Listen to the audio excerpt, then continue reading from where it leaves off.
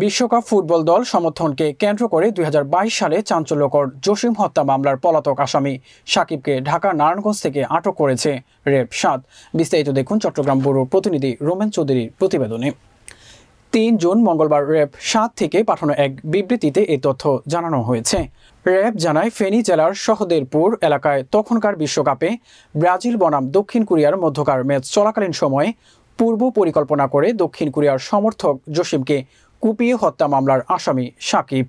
গোপন সংবাদের ভিত্তিতে র্যাব ৭ ও র্যাব ১১ যৌথ অভিযান চালিয়ে নারায়ণগঞ্জের জেলার ১০ পাইপ এলাকা থেকে তাকে আটক করে তাকে ফেনী মডেল থানায় হস্তান্তর করা হয়েছে।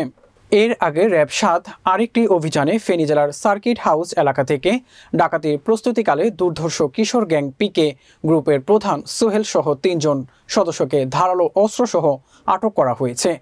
বাহিনীটি জানায়, গোপন সংবাদ পেয়ে র্যাবের একটি আভিযানিক দল অভিযান চালিয়ে পিকে কিশোর গ্যাং গ্রুপের প্রধান সোহেল সহ অন্য সদস্য ইয়াসিন ও বেলাল উদ্দিনকে সার্কিট হাউস এলাকা থেকে ডাকাতির প্রস্তুতিকালে ২টি ধারালো স্টিলের চাকুসহ আটক করে তাদেরকে ফেনী মডেল থানায় হস্তান্তর করা হয়েছে।